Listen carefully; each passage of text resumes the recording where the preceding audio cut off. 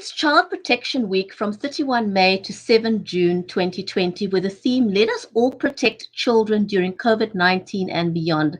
How absolutely appropriate, because one of the unintended consequences about the lockdown is the increase in violence against women and children in South Africa.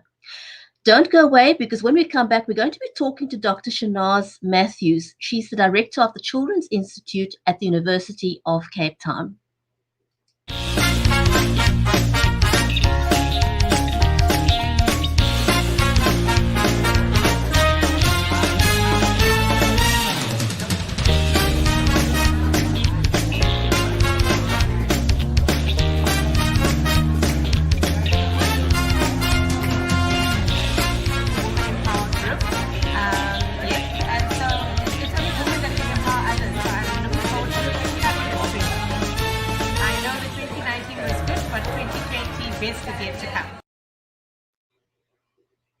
If you're just joining us, a very warm welcome to the Cappuccino Club social TV show. I'm your host, Bridget Lambanda from Cape Town in South Africa. The unintended consequences of COVID-19 has not escaped the vulnerable children and women in South Africa. And we're delighted today to have as our guest, Dr. Shanaaz Matthews. She's the director of the Children's Institute at the University of Cape Town. Women and children is something that's very close to our hearts. And so warm welcome to my co-host, Viola. Viola, I think as an introduction, tell us a little bit, our audience about the mission statement of the Cappuccino Club, because I think, it ties in so well with the reason why we want to endorse Children's Week. Yeah, so Cappuccino Club, I started it about 9-10 years ago, and it was really just out of sheer desperation because I just had my son and I was just really tired of discussing nappies and formula, and I needed to have my sisters around me and just have a conversation, just an adult conversation about life. And got a few of the ladies that I knew together in my network, and this thing, it sort of started as a social club and automatically, or I think just more organically morphed into something a lot more. So what the Cappuccino Club's really about is supporting ladies from various walks of life. Sometimes you find yourself employed, sometimes you find yourself unemployed, sometimes you find yourself employed formally in the formal corporate sector, but you want to start thinking about entrepreneurship. And the Cappuccino Club's really about that. It's about helping you find a job when you're ready to go into the formal sector. It's about encouraging you to become an entrepreneur and sharing experiences. So we have a WhatsApp group, and then of course we have the Cappuccino Club TV, social TV, which goes live 6 days a week. And we're always very excited about having conversations. And I'm very excited about speaking to Dr. Matthews. I think the whole, the concern that we have always expressed on our show has been around women who are caught up in, just the unintended consequences of COVID. And then, of course, their kids as well. And most of the women who are part of the Cappuccino Club are moms and are very proud of that role that they have and are fiercely protective of their kids. And, I know that a lot of them would love to know a little bit more about what's going on with other moms and their kids. Absolutely. And now, before we introduce Dr. Matthews, I want to say a very warm welcome to our audience on Facebook, on LinkedIn, on YouTube, on Periscope, on Twitter. Great to have you all here. And I can see Keenan has already commented on LinkedIn. Welcome to the show, Keenan. So Dr. Matthews holds a PhD in public health and is the director of the Children's Institute and professor in the Faculty of Health Sciences at the University of Cape Town. Her research interests include intersections of violence against women and children, as well as pathways to violent masculinities, using both qualitative and quantitative approaches.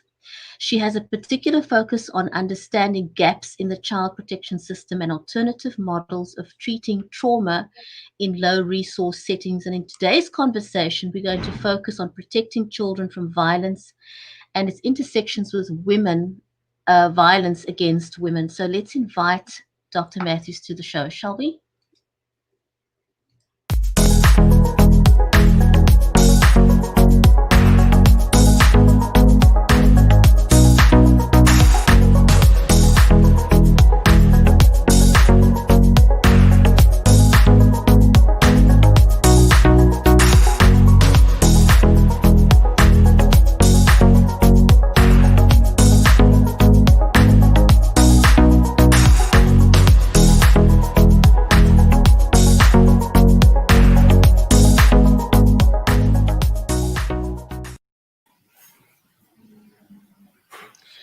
Shanaaz, a warm welcome to the show. We're so honored and pleased to have you join us this evening. Thank you. Well, I'm very honored to be here. Thank you for inviting me, and good evening to the guests out there as well. Thank you so much, Dr. Matthews, for joining us. It's Brigitte always does such a good job of her introductions, and of course, it's always very formal introduction. But we'd love to know, how did you actually come to be in the role you're currently in? Tell us a little bit about your story. Okay. Well, I think I was a student in the early 80s and studied social work, in fact.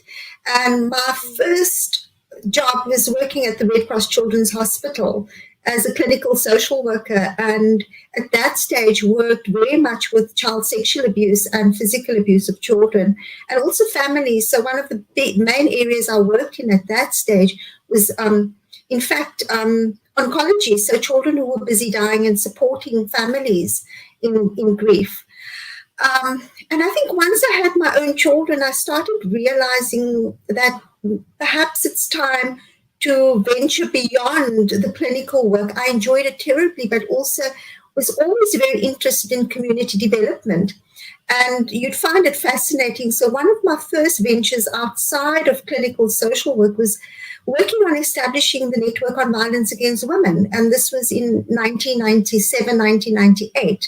And then logically what happened at that stage was we had all the new legislation being formulated, and my work then was around supporting women's voices to get heard in Parliament in shaping the domestic violence legislation in 1998. And then understanding how powerful research can be to influence policy making, and decided that, I'd love to do a PhD. And my PhD then was in public health and not social work. And my research focus was on intimate femicide in South Africa. So all your statistics you hear around a woman is killed every 6 hours in South Africa is based on some of the research that I've done over the years. And I think that was my entrance. So in fact, the position I have now, I think is a culmination of doing both clinical work, doing community development work, and then working for a long time at the Medical Research Council and bringing all this together to the Children's Institute, which I've been with for over 7 years now.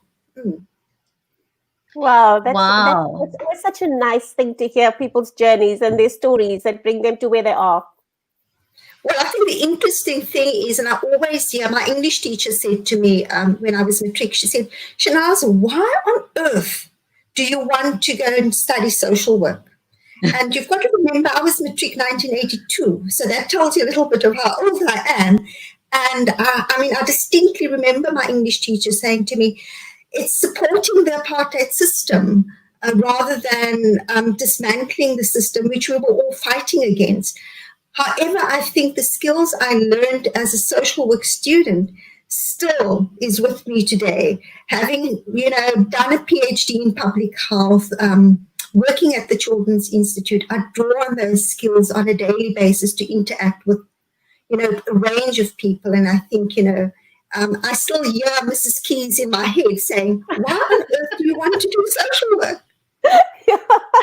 Oh my goodness. Yeah. Shanaaz, I really want to understand, children by their very nature are so vulnerable, and generally speaking, as humans, as women in particular, we want to scoop the children up and protect them.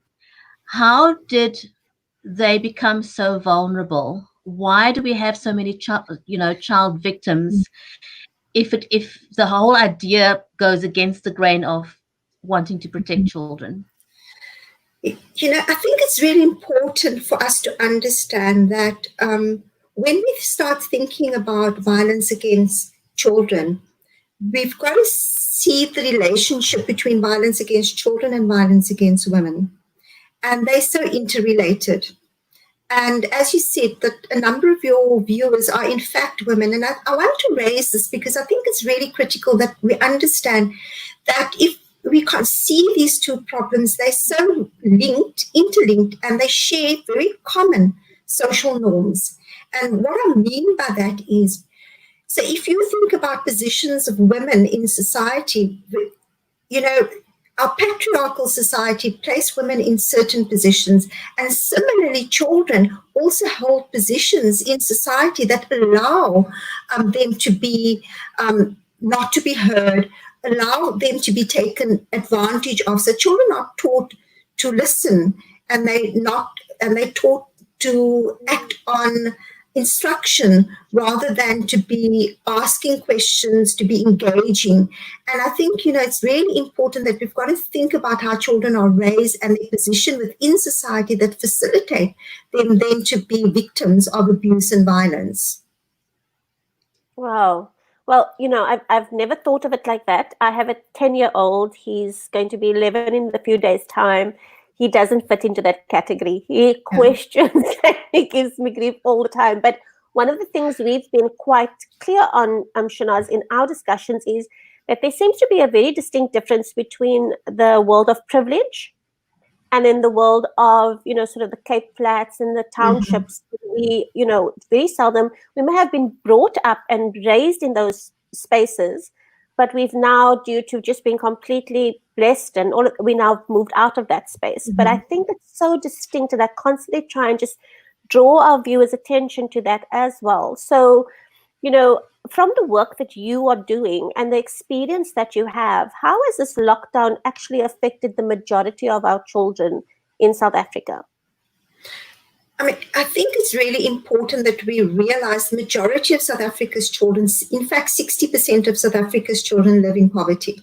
So what you're describing, Wow. that obviously there are children that are privileged, but the majority of our children live in overcrowded spaces where financially parents are struggling, where we're not sure where the next meal's coming from. So imagine what lockdown has done. Lockdown has meant that most of these families have not had an income, were dependent on food. So food insecurity is a huge problem. We've seen this. Stress levels have increased within families. We also know that lockdown meant that movement was restricted. Levels of violence, we can only imagine, escalated during that time when already we had high levels of violence in households. Normally, women would go to family or friends to seek refuge or to talk about what their experiences are. But lockdown meant that actually very few had the support mechanisms that we normally would be using. So in fact, the unintended consequences of lockdown has been that many women and children were locked and trapped in very violent households. That is such a sad situation to, and I think we keep talking on the show, about remembering our privilege. Because, we may have other escape mechanisms, but for these vulnerable children living on the Cape Flats, it's a very different kind of scenario. And, our hearts just go out to them. What kind of advice could you give us if somebody that's watching the show wants to reach out and help a victim of abuse? In what practical ways can we help?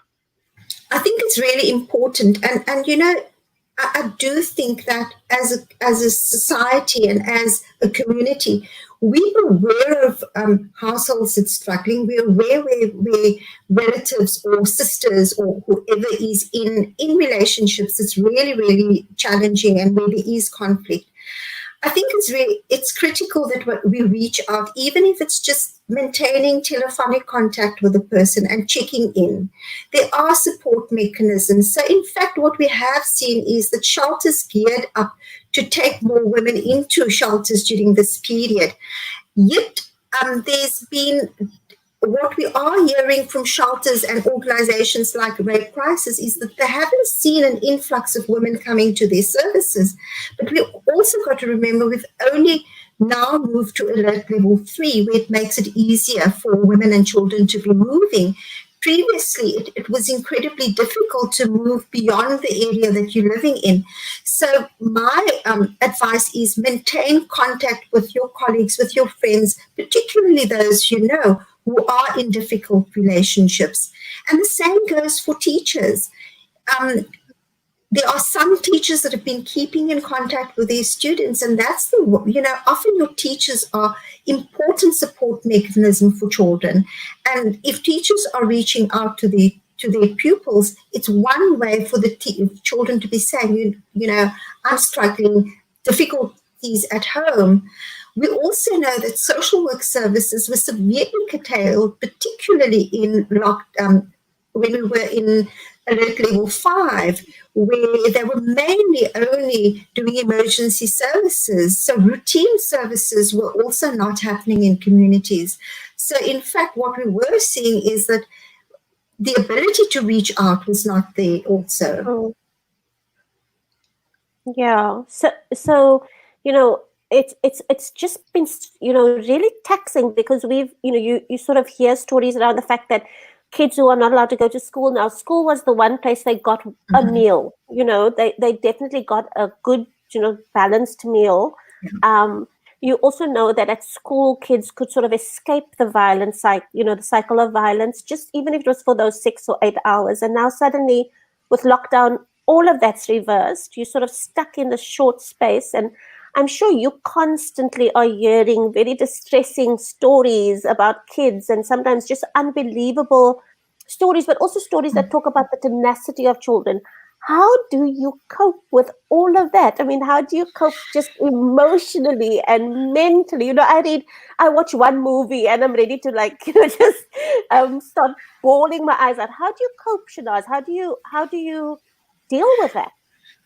I do think, Viola, it is based on the training I've had. And I think, as social workers, we were trained to deal with very difficult situations. But the important thing was that we also had good support mechanisms, and learned that one has to rely on support mechanisms, because vicarious trauma is a real danger for anyone in the helping profession.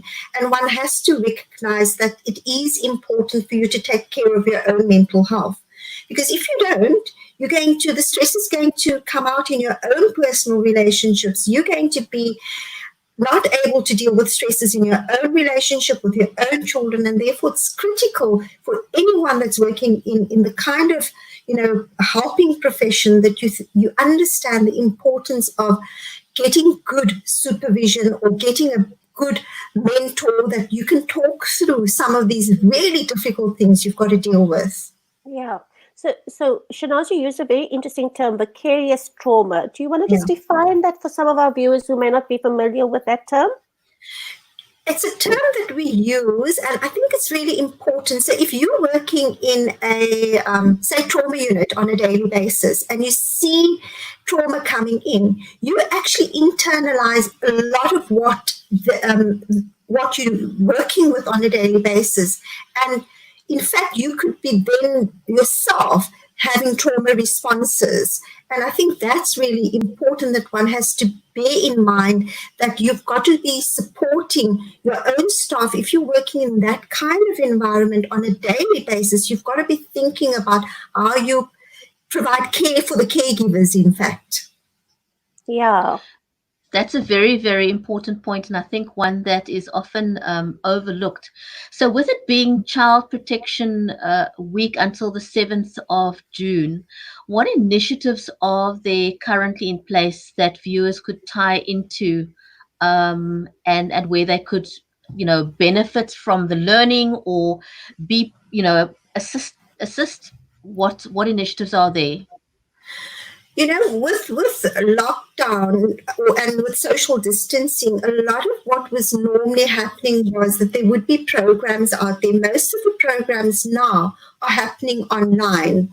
So, for instance, and I'm not sure whether your viewers are familiar, but so Jelly Beans, an organization in the Western Cape, and dealing with child sexual abuse and traumatized children, they've got a program, in fact, a webcast, and what we could make available is some of the activities that's happening. And I think it's really important that viewers connect with some of the, the various programs that's happening, although it's not in the same format that it used to be, where you could go to a meeting, or most of it has moved online. Yeah. I I really just think that, everybody is moving that way, and we on the show speak often about sort of pivoting, and how you could actually just change the way we have to change the way we do things without compromising on how effective we are, and how we are managing to do things. And I know that Brigitte, I'm not sure what some of the comments were that are coming through, but they seem to be quite interesting and pertinent. Yes, absolutely. Chanel is saying, I'll put a comment back on screen there. She's saying, when in the helping profession, supervision is key. It's a great space for you in which to debrief. Yeah, I mean, I can't agree with her more. I think it's really important. And, often, and I saw this particularly when I was doing the work on intimate femicide. One of the things we did do was we followed every case up with a police investigation. And it was really, really interesting how vicarious trauma impact on our police service with just, when you hear and you talk to them and the numbing that comes through, because that's their coping mechanism, that you can't be dealing with these difficult cases because you've got to, you've got to and find ways to deal with it internally.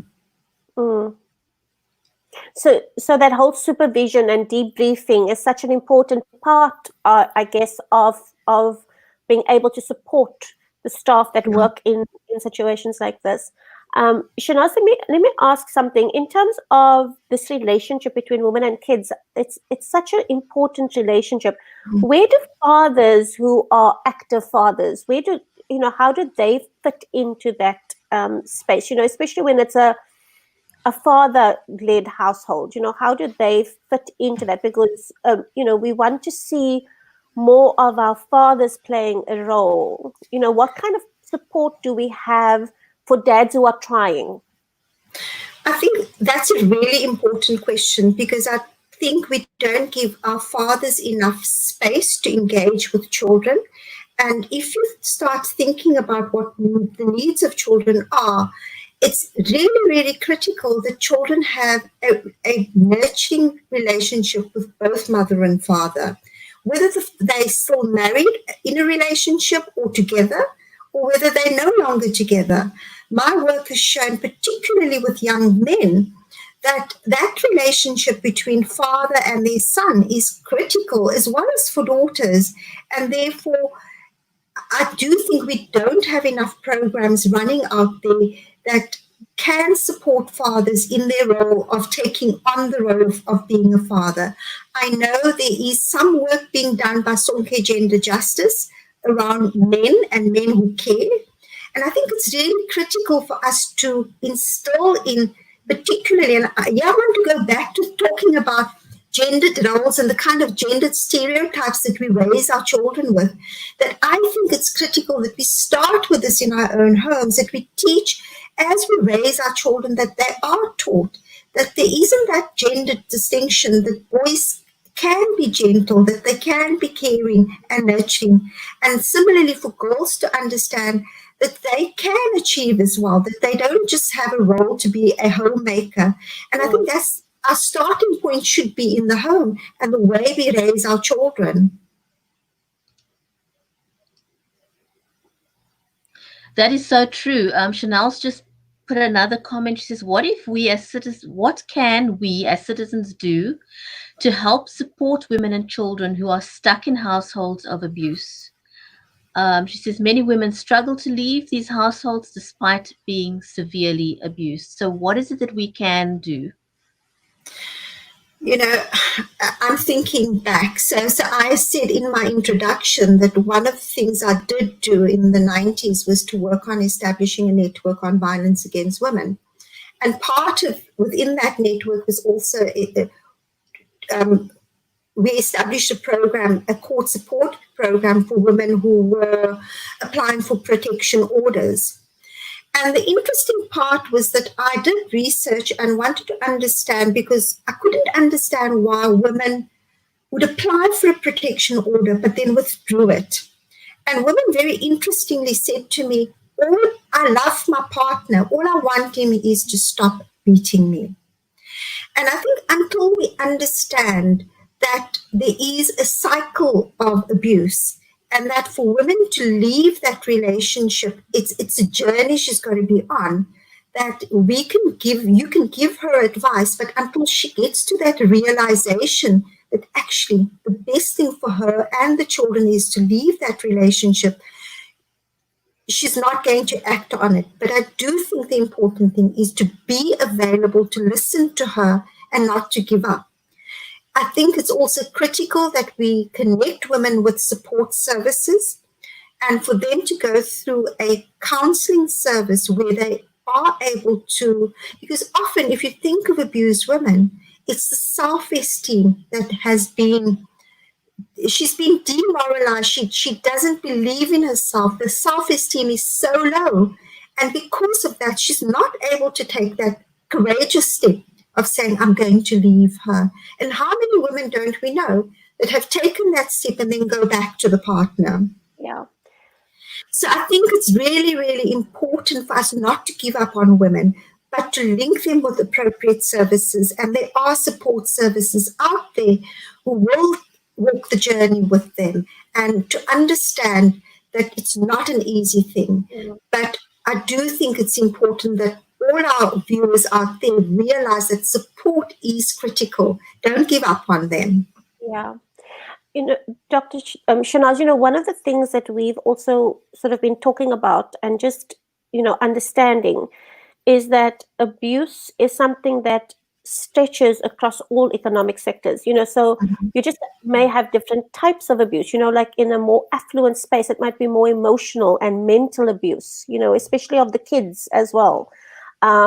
Where, sort of in more economically challenging circumstances, it might be physical abuse, but the abuse isn't a respecter of persons in terms of your economic status. You could be in a fancy home in Camps Bay or, Constantia, and behind those doors, these children are being abused emotionally and mentally.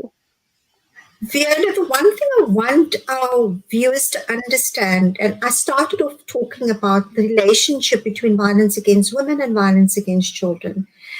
And I said that they share common risk factors, they share common social norms, right? I started off saying that.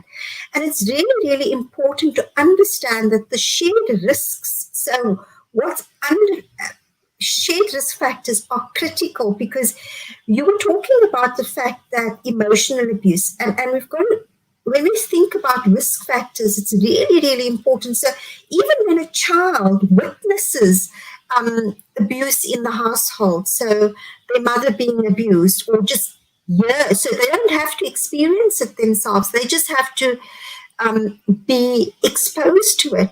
It impacts on them lifelong. So boys who witness a mother being abused are at increased risk themselves of becoming perpetrators. And for girls, they're at increased risk of being victims later on. And I think that's really, really important, because if we start understanding these interconnections, one also sees the importance of then stopping the violence early on and intervening early before children are themselves experiencing it. Because we also know with young children, once they experience violence in the home or being exposed to it, they're at increased risk of experiencing violence in later life as well. Wow. That's a very important point. Shanaaz, if anybody is wanting to reach out and offer assistance, who can they make contact with? If you're saying they're wanting to offer assistance, if they're wanting to, in what way, Brigitte? If anybody wants to sort of make a donation, of sorts to contribute towards the care of vulnerable women and children, is there a vehicle for them to donate to? They can make contact with me via email, and I can link them with different places. So there is funds that they can make donations to. So I can link, we can leave my email address and they can link up. There's also still the Network on Violence Against Women still operates in the Western Cape, and they're based at the Saartjie Bartman Centre in Athlone. So that's also a good place to start because they've got a shelter there as well. So, they're always in need of funds, also in need of any kind of assistance that, volunteers or any form of assistance you can provide. Shanaaz, thank you so much. It was so interesting chatting to you. I know that there's a lot of positive stuff happening with kids as well. Like Chanel, I know that she works with the Museum for Childhood, or the Childhood Museum, and she's, just talking about the memories of, we've got to give our kids positive memories of their childhoods and so on. So I know that a lot of the hard work, and just from us at the Cappuccino Club, to thank you very much and the whole network for the amazing work that you are doing with our kids and our future, because that's really what it's about. It's the future of this country and the state of our homes and our families, in the next few generations. So thank you for the hard work. Thank you for having me. And take care of yourself. Thanks. Thank you for joining us, everyone, and we will leave Dr. Matthews' email address in the comments so that you could reach out to her if you are able to offer assistance. Thank you for joining us, and we'll be back again tomorrow. Have a great evening and stay safe, everyone. Thank you, guys. Bye-bye. Bye.